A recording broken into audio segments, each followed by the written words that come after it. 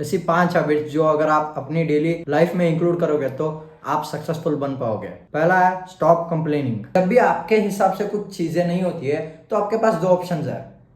एक तो है उसे हाँ भाई ऐसा हुआ है तो मैं क्या कर सकता हूँ आगे, या फिर दूसरा है कि आप वहीं पे बैठ जाओ कि सोचते हुए वे यार ऐसा क्यों हुआ है, कोसते रह जाओ कि भाई उसने ऐसा किया है, अबे यार उसकी वजह से ऐसा हुआ है। आप में इतना तो दिमाग होगा कि क्या सही है और क्या गलत है। तो आगे से कभी भी अपनी जिंदगी में कंप्लेन मत करो कि भाई उसने ऐसा किया तो ऐसा हुआ। नहीं ब्रो, अकाउंटेबिलिटी लो और अपने आप को कोसो कि हाँ भाई मैंने गलती की है और मैं सही करूंगा। दूसरा है जूम आउट करके अपने लाइफ को देखो। हम सब लोग मैक्स टू मैक्स 80 साल जिएंगे और ये जो 80 साल है एक चुटकी बराबर है अगर हम कंपेयर करें तो इस संसार जब से एग्जिस्ट कर रहा है। तो आपकी जिंदगी बहुत बड़ी नहीं है, आपको लिमिटेड अमाउंट ऑफ टाइम मिला है उखाड़ने के लिए। तो उसमें भी आप ऐसे बैठ जाओ कि भाई उसने ऐसा किया तो मैं उससे बदला लूंगा, या फिर भाई मैं तो ये कर दूंगा, या फिर मैं बात नहीं करूंगा उससे। आप प्रेजेंट मोमेंट में रिएक्ट कर रहे हो कि हाँ भाई उसने ऐसा किया, मुझे गुस्सा आया तो मैं रिएक्ट कर रहा हूँ। नहीं भाई,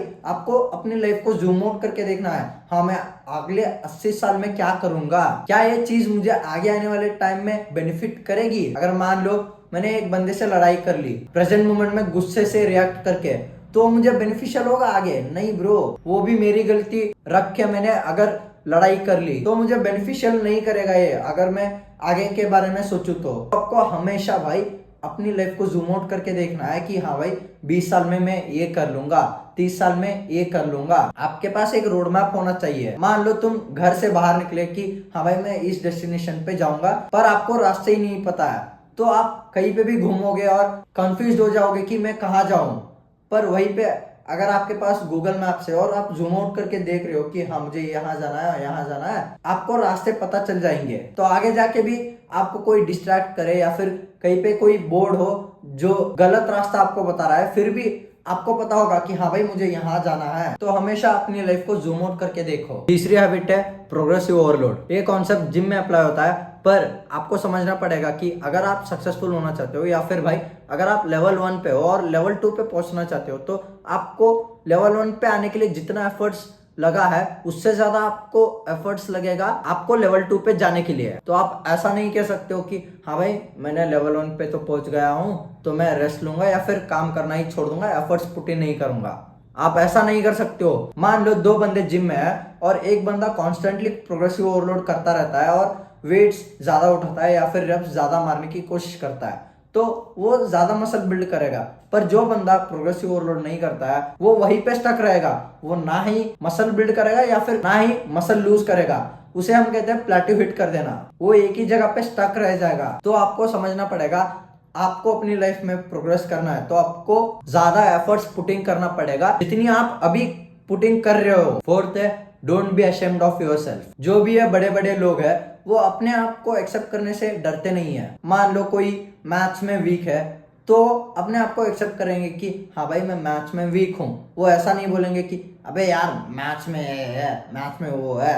तो आपको भी अपने आप को एक्सेप्ट करना है, चाहे वो कोई भी इनसिक्योरिटी हो या फिर कुछ भी हो, आपको एक्सेप्ट करना है और आगे बढ़ना है। आपके पास 2 ऑप्शन है भाई, एक तो आप एक्सेप्ट करके उसे इंप्रूव करने की कोशिश करो, या फिर उसे एक्सेप्ट ना करके भाई आप रोते हुए बैठ जाओ कि भाई ऐसा क्यों है वैसा क्यों है। मान लो कोई बंदा -2 आउट ऑफ 10 है, तो अगर कोशिश करेगा एक्सेप्ट करके अपने आप को तो 0 लेवल पे तो आएगा, पर वहीं पे वो रोते हुए बैठ जाए कि भाई मैं -2 आउट ऑफ 10 क्यों हूँ। तो ना ही बिलो एवरेज भी आ सकता है या फिर 0 पे भी नहीं आ सकता है, वो -2 आउट ऑफ 10 का -2 आउट ऑफ 10 ही रहेगा।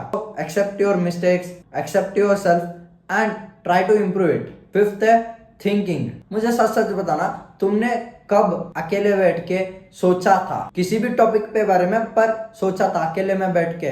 ना ही तुम्हारे पास तुम्हारा फोन था, ना ही तुम्हारे पास तुम्हारा दोस्त था, कोई भी नहीं था, तुम अकेले थे और तुम सोच रहे थे।